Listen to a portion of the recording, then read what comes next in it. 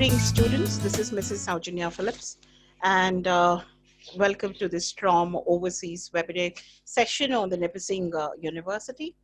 And we are happy to introduce Nipissing University to all of you who will educate you about the course requirement, the programs that is offered by the Nipissing University.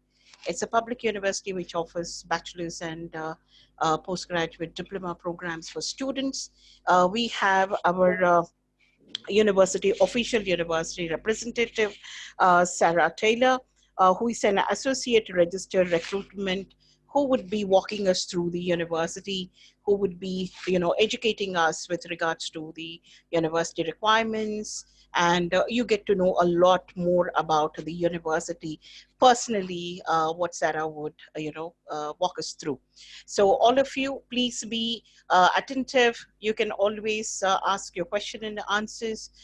You can type it in the chat box, and then we would answer the questions. And if you do have any doubts, please do not hesitate. And you can always ask your questions. We are happy to introduce Sarah. Sarah, welcome to the STROM Overseas webinar session. And I'm sure this is going to be really wonderful, a really, innovative introduction of Nipissing University to all our students. Welcome on board. Thank you very much. It's my pleasure to be here to chat with you today on behalf of Nipissing University. And I'd like to start by showing just a brief video for the students. So I'm going to change my screen share here over. It's a video of a campus tour at Nipissing. It'll show you some of the facilities that we have and tell you a little bit about Nipissing, and then I'll come back on afterwards. So please enjoy the video. Thank you. Motivated students just like you choose Nipissing because of our welcoming environment, small interactive classes, approachable supportive professors, outstanding services for students, and because we have some of the best residences in the country. Check out why Nipissing is right where you belong. Our typical class averages 30 students, and our largest lecture hall seats 230. Many of our courses and programs include a lab component to provide hands-on, practical experience. This amazingly futuristic test center is an example of just one of our newest physical and health education labs. If your interests are in geography or the environmental sciences, you'll have access to our natural lab that exists right outside our door. This amazing setting is an excellent source year-round. And for biology students, our idyllic location feeds much of the research taking place in our state-of-the-art labs. We've got top-notch facilities for the humanities and the arts as well. Students can count on the strong academic, financial, and personal support from offices like Student Development and Services, Student Financial Services, Aboriginal Initiatives, and Academic Advising. We have many scholarships, bursaries, and awards to help out with the financial side of your education too. More than half of our first-year students receive an entrance scholarship, and many of our students find jobs right on campus throughout the year.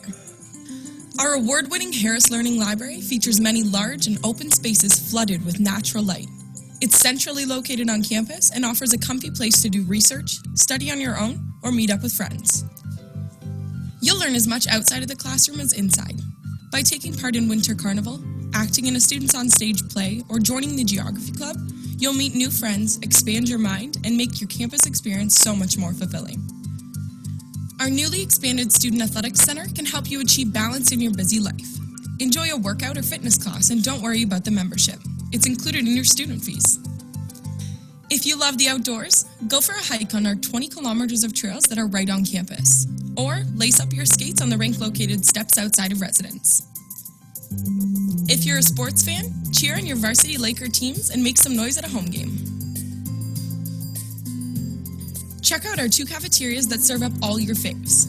Don't forget that our residences feature a full kitchen, but you can also opt into a meal plan that operates like a gift card, allowing you to put on as much or as little money as you like.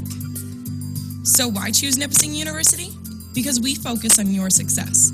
You'll immediately feel part of our community. You'll study with first-rate professors in small interactive classes where you'll have a name and a voice. You'll live in some of the best residences in Canada and make lifelong friendships. You'll find your place, explore your future, and know you're right where you belong.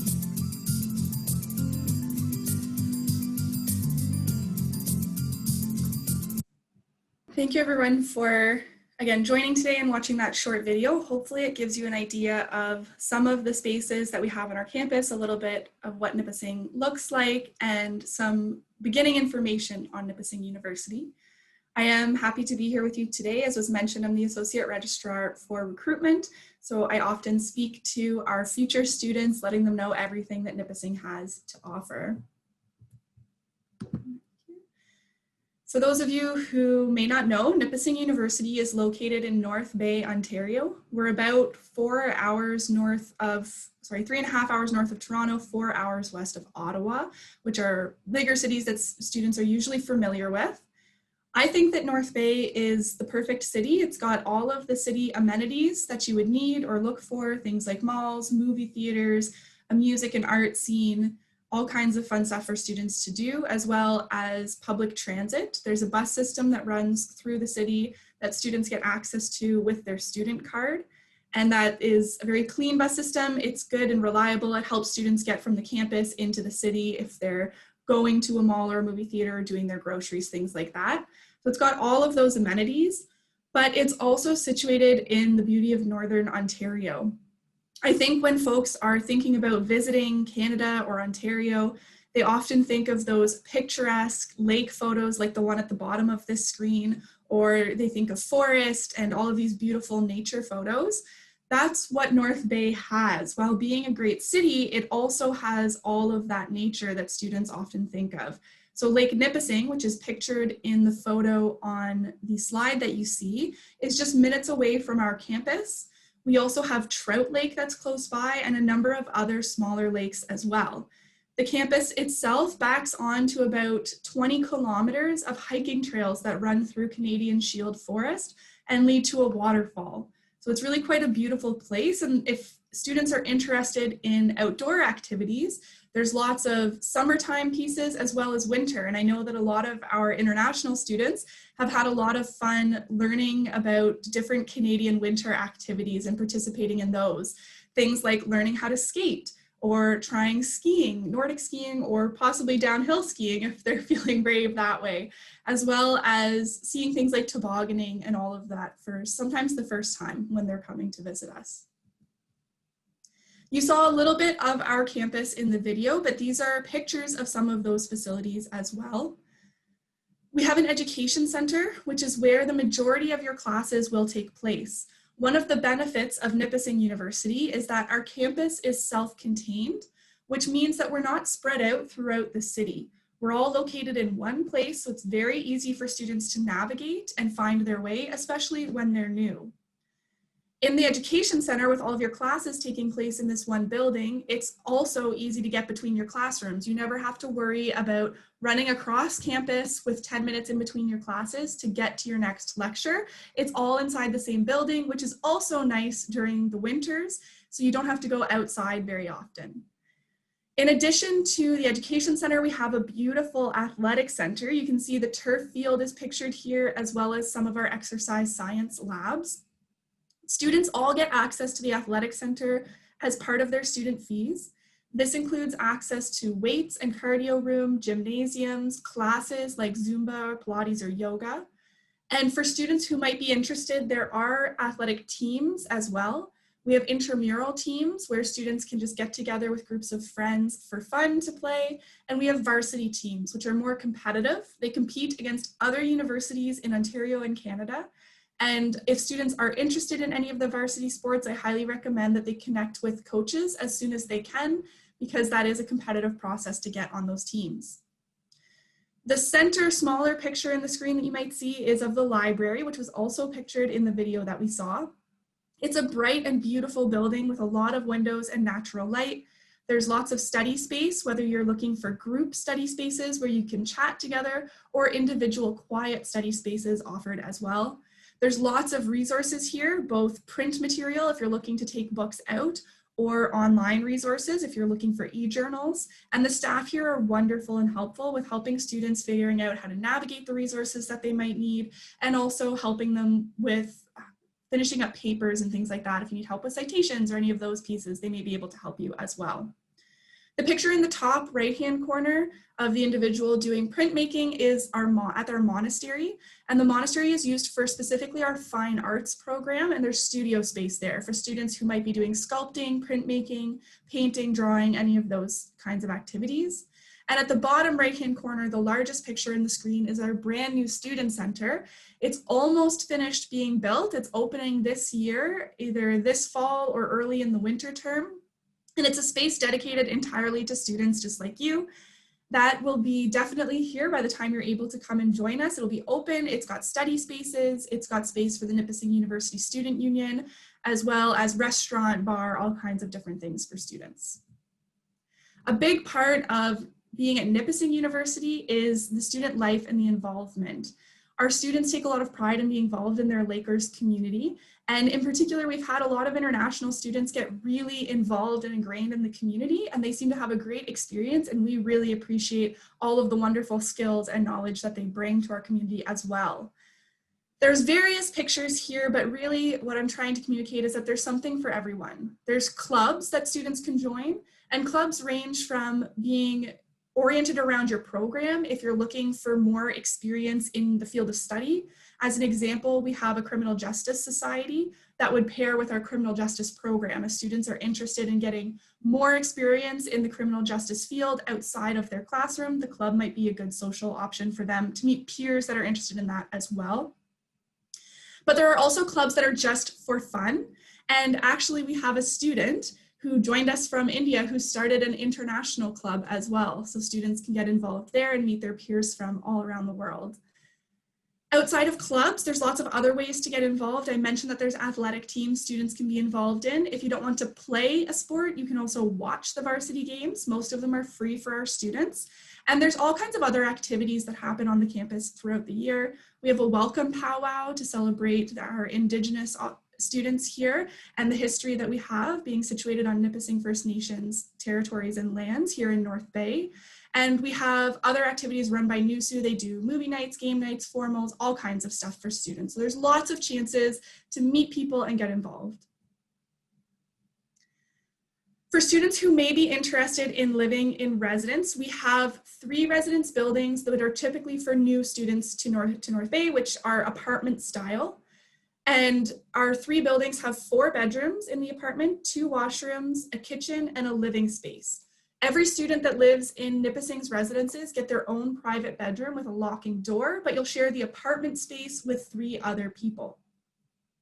Residence costs about $6,500 for the academic year, but that covers everything. That's your rent, your maintenance, as well as all of your utilities and your Wi-Fi, and any programming that the residence offers as well. There are off-campus living options too. Students do oftentimes choose to live either in a house with other students. They might choose to rent an apartment or whatever the situation may be. The price for off-campus will vary. It depends on what the student is looking for and what you end up finding. Often off-campus leases are 12 months, so they're a full year, not just the academic year. And they do not usually include utilities or Wi-Fi or anything, so those costs would be additional when you're looking at off-campus. We have an office that can help you navigate and find off-campus living, but ultimately if students look at living off-campus, that responsibility is up to them to be able to sign their lease and pay their rent and all of those pieces. If a student is looking at a room in a house with other students, it can be as low as $500 a month for just the rent portion. If students are looking at their own apartment by themselves with 1 or 2 bedrooms, they're probably looking at closer to $1,000 or higher Canadian dollars a month in rent for that. Nipissing is very well known for our student supports. We're consistently ranked the highest in the province and the country for student support services, residence life, mental health supports, and student satisfaction. For international students, there are a few specific support services. There's transition services for when you first are able to start attending Nipissing University classes, or hopefully when we're able to welcome you here in person on campus. This is to help you transition to coming to Canada, Ontario, starting at a new school. Some of the pieces that we help with are things like getting students set up with their UHIP, which is the University Health Insurance Program. This is mandatory for international students, but it covers all of your health insurance while you're here at school if you need to go see a doctor or anything like that. We also help students with the process of getting their SIN numbers, their social insurance numbers, which are required to work in Ontario. We help with those processes because we know that coming to a new country to study, there's already enough things that you need to figure out. We bring these services to you so that you don't have to navigate in a new place right when you arrive, trying to figure out how you're going to get your health insurance and your social insurance numbers. Some resources that we offer to all of our students are academic. We have academic advisors who can help you make sure that you're staying on track for your degree, meaning that you're getting all your required courses and that any courses you might require for something you want to do after the university as well. We have student learning and transitions. This is an office that can help students achieve academically. If you're looking to get a higher grade in a course, this would be the office that runs all kinds of workshops. There's tutoring available through here. And the workshops can be on practical skills like math or literacy pieces. They can also be on study skills, whether you need help with time management, stress management. They offer those types of workshops as well. Our accessibility services office is meant to make sure that if you experience any kind of mental or physical health concerns while you're at school, it doesn't impact your education. These can be long-term or short-term, but if you experience anything that you feel may be impacting your ability to perform in the classroom, you can always talk to accessibility services to see if there's an accommodation that can be set up. We have an Office of Indigenous Initiatives, which has additional resources and supports for our Indigenous learners, but they also do all kinds of programming, like I mentioned, the powwow at the beginning of the year, for all of us to be able to learn about shared histories on Canadian land, which is traditionally Indigenous. And we have multi-faith space as well on campus for students. Whatever you may be looking to practice, if you're praying, you may be able to go there. In terms of personal services, the Equity Center aims to create a safer space for all of our students, and this is a student-run group on campus. We have a health center, which is a doctor on campus if you need to see them. Student counseling as well if you experience any kind of mental health concerns, and intervention supports should that be something that students are looking for or would benefit from. Finances is obviously a big part of the decision to continue education, and in particular, the decision to pursue education in another country. For students who are currently in high school and who would be entering the university immediately after graduating high school, not taking a year off or doing another program in the interim, these scholarships are available for those high school students directly entering the university in September. If students have an 80 to an 84 average in their final year of their secondary studies, they'll get $1,500 Canadian for scholarship in their first year. If they have an 85 to an 89, they'll get $2,500. And if students are able to achieve a 90% or above, they will receive free domestic tuition in their first year. This means that the cost of the actual courses domestically would be paid by the university. Our tuition is usually $6,000 to $8,000 domestically, depending on the course that students take and the number of different courses they enroll in. Nipissing would cover that $6,000 to $8,000 cost. International students do still have to pay their international fee, but it's a significant scholarship to get $6,000 or $8,000 guaranteed in your first year if you can achieve those grades. The scholarships do renew each year after at a different amount, but after students are enrolled in the university, they're able to apply for what's called in-course scholarships as well, so they're eligible for additional funding at that point. There are other awards and bursaries that students are eligible for. International students are eligible to apply for the Schulich Scholarship. So these awards involve no application. If students get the grade in high school and come directly to university, they will get this money. The Schulich Award requires an application. It's only for students interested in education programs, either the Bachelor of Education or the Bachelor of Physical Health Education. But it's valued at 7,000 Canadian dollars, and there's about 100 of them that we have to give away. The applications are due May 1st each year, but I highly recommend that students entering into those education programs complete the application because there's so many awards available, and oftentimes we're not able to give them all out only because not enough students apply. In terms of alternate options, there are various opportunities both on and off campus to work. We have an on-campus work program for international students to help them secure employment for up to 10 hours a week, doing various work on campus. It could be in the athletic center, it might be in the registrar's office where I work. We hire students to do things like tours and some of the work in our office as well. And many students find employment off campus. I know there's lots of our international students that have found successful employment in some of the larger employers like Home Depot and Walmart here. So they're successful in finding some employment there as well.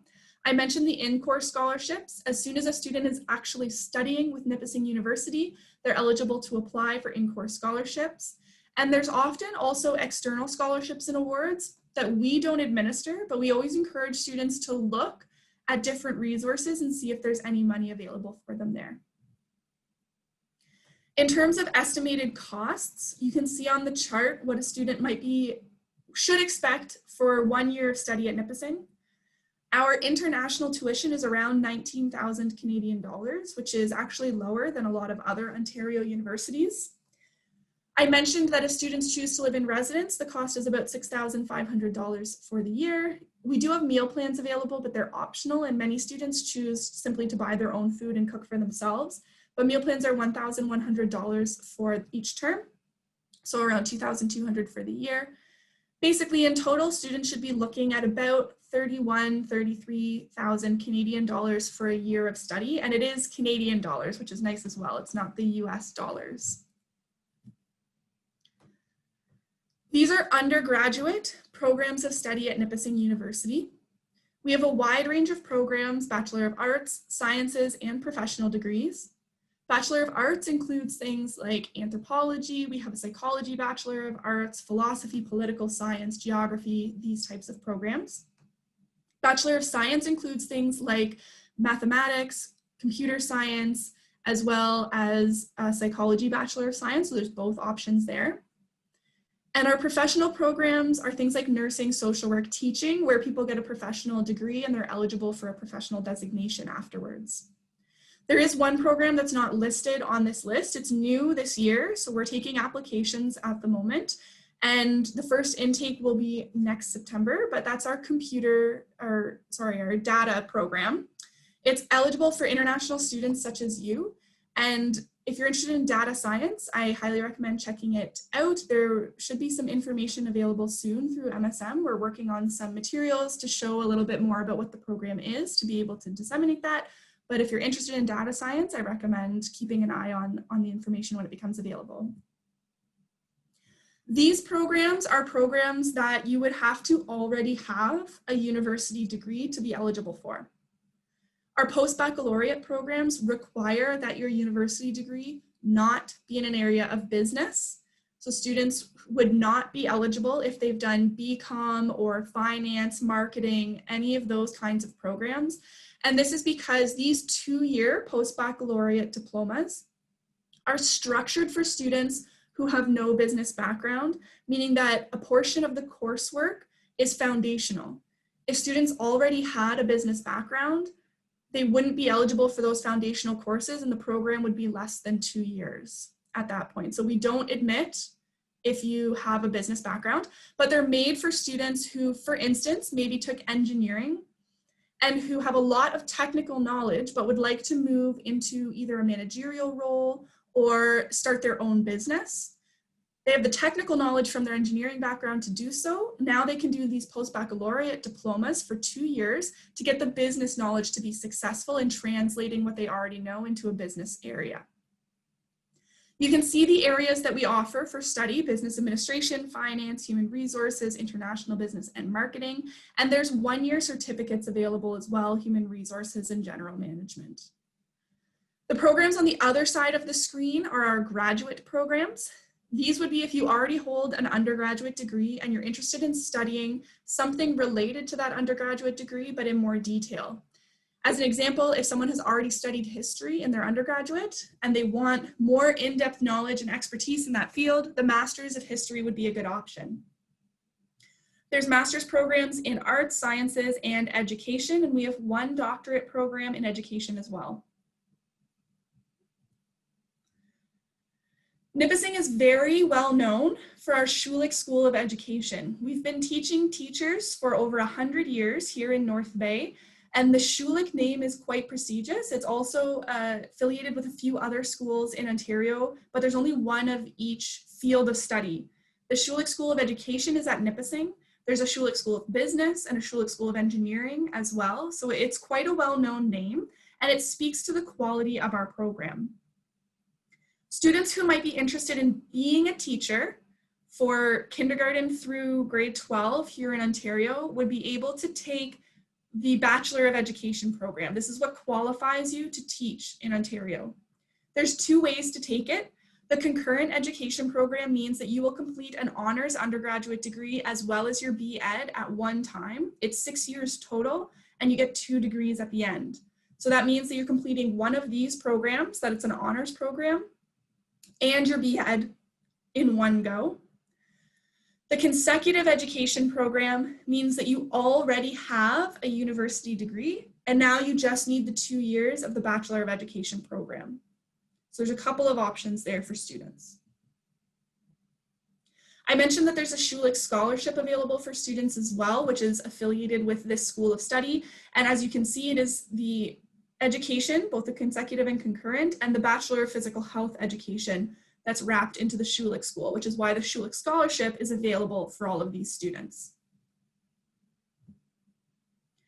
All of our admissions go through our India office, and for our undergraduate programs, so these ones, we're looking for students to achieve a 60% in their studies, and they have to have a 6.5 overall IELTS score, as well as no less than 6.5 in any particular section.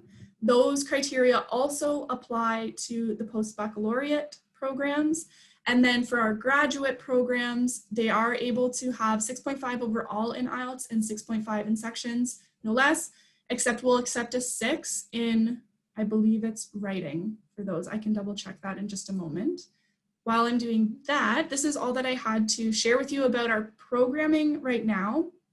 I do want to share a little bit about kind of COVID updates and where we're at given the global pandemic. Our students are currently studying online for all of their coursework, and it seems to be going well for students. I have heard good feedback about being able to access all of their course materials, do their assessments and everything. So that's how we're handling things right now in the pandemic, because we obviously can't gather in large groups. We do have students that are living in our residence buildings. We're fortunate that, as I mentioned, our residences are apartment style and all of the students have their own bedrooms. And so because you don't share a room with someone else, we were able to open our residences for students to be able to live there, which was great. Just this week, there's been a few areas of the university where staff have returned to campus, either part-time or full-time. It's very limited, but it's the essential services that students might need to be accessing right now. So a student could, if they have to, come to campus to see their academic advisor, to see a doctor if they have to. The students, there have been a couple of them accessing the campus, but on a regular basis, students are not here day to day. They don't come here to hang out or study. All of the spaces are closed. It's the bare bone kind of support systems that are open right now for students to access if they need it. And that's a new adjustment that's only been made in the last couple of days. Right now, we're waiting to hear about what the plan for our winter term will be. The decision hasn't been officially made yet. We don't know if it will be online still, if we'll be able to welcome students in person, or if we'll be looking at some kind of combination. But as soon as we know, it will be communicated to the folks that we work with in India, and they'll be able to let you know what it will look like for study. I'm not sure if any of you are looking for the January intake term or if more of you are looking at the September intake, which will be different. Right now, we're focused on what we're going to do in January. A few of the resources that we put in place for the international students is a modified refund policy for the students this term, because we know that they were struggling with trying to get their visas. There was a 2-stage approval process. So if students get the second stage of their visa and they get declined, and they're able to show that to us and they withdraw from courses because they won't be able to study in person when the time comes, then we're actually able to refund that money for them. Right now, because of the pandemic, that's not our usual refund policy, But those are some of the things that we've put in place to try to take into consideration how this is impacting our international students. And with the courses that we're doing online, the vast majority of them are asynchronous, which is also a consideration for students who are not studying here in Ontario with us. There's no particular time students have to log in. The professors are posting lectures online at the beginning of the week. Students watch them at their leisure throughout the week and then participate in different assessments and discussions to have their grade. This is a consideration for students like you who might be international, or some of our own domestic students that are studying on the other side of the country, so that we don't assign a time that ends up being at a weird time given the changes for all of you. So you don't have class at 1 in the morning or something because it's been scheduled according to Ontario time. Are there any questions? I'm going to stop sharing my screen. Are there any questions? Thank you so much, Sarah, for the detailed presentation. I think that the students were really able to get all the information about Nipissing. I would like to invite Saujanya in case you have any questions, or I can unmute Srinivas as well if in case he has anything to share. Yeah. So even Srinivas will be able to unmute himself. Unmute himself? Sure. Yeah. Srinivas, are you there? Yes, yes, thank you. It is really a nice presentation. It provided the overall view about the university and the courses. Yeah. In case you have any other questions, please feel free to ask. Yes. Basically, the undergraduate programs, what is the minimum percentage that you look into from the student? For the undergraduate program, it's minimum 60. 60. Okay. And what are the number of backlogs you consider, the maximum number of backlogs you consider for the master's program? Siobhan, correct me if I'm wrong, but we haven't put a limit on it. Okay. Yeah. Okay. Yeah. We generally recommend it not to exceed 12 backlogs, but we as a university don't have any limits to it. Okay. Just in case, keeping the visa point of view, we have kept the limit to be 12, but it can totally depend from case to case. Okay. And do you accept double masters? Sometimes we get the students who have already done a master's. So if that's fine. Yeah. Oh, sorry. If the program suits to his career plan, so do you have any restrictions on double masters, applying for double? The only restriction would be that they can't study the same program. Yeah, that's what generally even we don't suggest the same program until and unless there is some growth path seen through this new program. Yeah, if they're studying something different than what they already did in their original master's, then that's fine. They can apply for a second master's. Okay. Any other questions? Do you provide any conditional admission? Most of the times, generally the students in the first time itself unable to crack 6.5 with no band less than 6. In that case, can we push the application and at a later date, can we submit the IELTS? Or do you provide any ESL program? So we don't provide English an ESL programs. program. Yeah, we don't provide an ESL program right now at Nipissing. We don't have the resources for that. And I personally don't do our admission sides of things. So Siobhan, I'm not sure, can they, or maybe Laura can answer now if she's here, but will they do the conditional for the English language requirements if they haven't been met yet? Yes, Srinivas, we can accept the conditional applications, and especially considering the COVID-19 situation, we are accepting the Duolingo scores as well. So even if the student is not interested to appear for Duolingo, we can go ahead with the conditional applications. Yes, we do. And what is the deadline for this spring intake, my dear? Or the January intake, I mean to say, of course. The January, okay, for the winter intake. Siobhan, what's the last date that you'll take applications? Generally, we have a rolling intake, but keeping in mind the visa filing dates, we are keeping it to be 15th of November. So that students will have ample time to prepare for the visa and then start with their classes. Okay. So yeah, I think. Do you demand 1 year fees? If at all, if the student wants to apply for non-SDS, can he go with the semester fee, or are you required? Yes, they can go ahead with the same. They can go ahead with the same. With 1 semester of tuition fee, they can get the LOA. Okay, thanks a lot. We have actually a question from Shruti. who ask us, can we apply for Masters with 3 years BSc course? If she can go with the WES evaluation, that means if she's from a NAC accredited university from India, and if the WES evaluation, best evaluation can prove it equivalent to a 4-year degree, then yes, we can. Otherwise, the basic criteria is 16 years of education. So that means after grade 12, a student should have minimum of 4 years of education. 4 years of education. Yes. So for this student, we advise that she takes a WES evaluation to be done. Yes, yes, yes. Okay. Shruti, I hope this is clear for you. Students, any more questions? You could always drop in your questions in the chat box. What are the chances for the January intake to have face-to-face classes? I'm not sure yet. I know that those are the discussions that are happening. They're looking to make a decision soon. If we can have students on campus in January, we would like to. For us, it really depends on the government guidelines that get released. So if the government guidelines in Ontario say that we can have student gatherings of a certain number, then we'd like to be able to welcome them safely back with that. But likewise, if the government changes their mind and says that now we need to scale back again, then we would have to abide by that. Okay. And even for the online classes, do the student required to register for all the courses, or he has an option of selecting the limited courses? If they're studying online, to be considered a full-time student, they have to take at least 3 courses. Typically, a full course load of a student who wants to finish an undergraduate degree in 4 years would be 5 courses per term. But to be considered full-time by the school and the government, it's 3 courses. So they could take a reduced course load and take 2 fewer courses if they wanted to and still be considered full-time. Okay.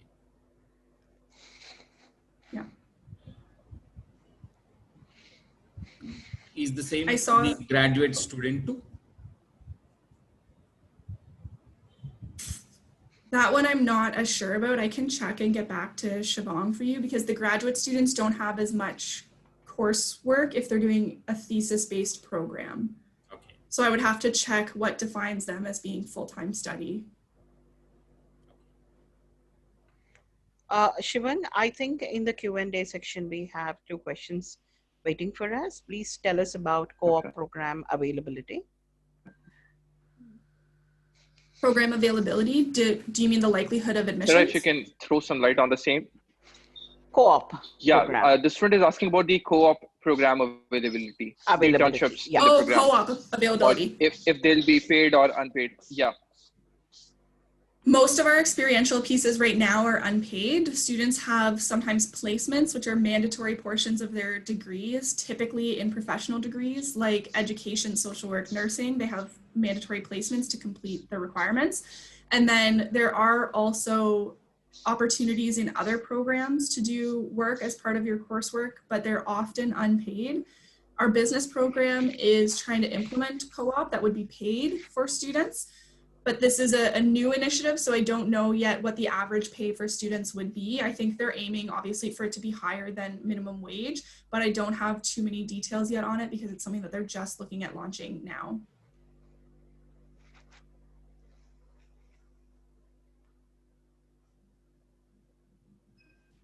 Perfect. And I guess we have a question from Harsh. This is a profile specific query. So I'll take it, Sarah, if you please allow. Okay. Yeah. So after the mass media studies, Harsh, you can appear for a 2 years of postbaccalaureate diploma in either business administration or finance or marketing or international business or business administration. So it will be totally dependent on the kind of interest you have. It will be, the duration of program will be 2 years. So just in case you need any further information, you can visit our website and you'll get all the related information. Shruti, even if you're from a NAC accredited university, you will have to go through the WES evaluation, and only then we'll be able to talk about your profile further. Yeah. One of the student, Nagdev, wants to know what is the course fee for computer sciences? The tuition fee structure is standard for all of our programs, which is 19,325 Canadian dollars for any of our programs, be it undergrad or post-baccalaureate or master's. So the fee structure is 19,325 CAD per year. Okay. From Gurman Balla, he asks, is a bachelor's degree from IGNO considered if applying for a master's program? Yes, it is. Okay. So, which means that an open school, even if students have done in their plus two, is also Yes. acceptable, Shivang? Yes, yes, we accept open schooling and distance learning degrees as well. Sorry, Sarah, these are all profile related questions, so I will have to intervene in the same. Yeah. Okay. So, which means we are clear, students that, IGNO and then the open school are acceptable for applying into the Nipissing University. So yeah, now Shruti again says, so what is the next step? So the next step for Shruti would be that she need to, though it is NAC accredited university of us, but yet again she need to get in her WES evaluation done because it's 15 years of education. Yes, and I guess you can take this conversation offline with Shruti one-on-one so that you're able to guide her Shruti properly. can contact us. Yes. Yeah. We have another student. He says, Abrar says, actually, I got 57% in undergraduate and 67% in master's and have 1.5 years of experience. Is this possible to apply for 2 years course?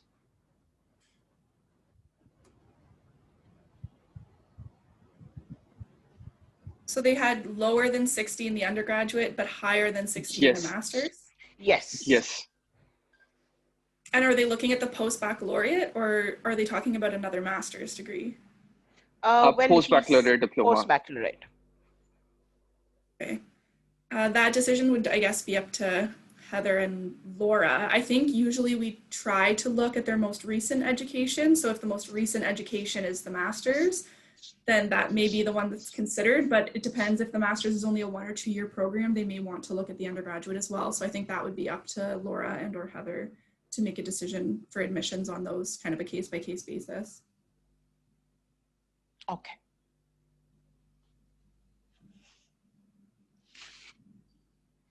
Students, any more questions?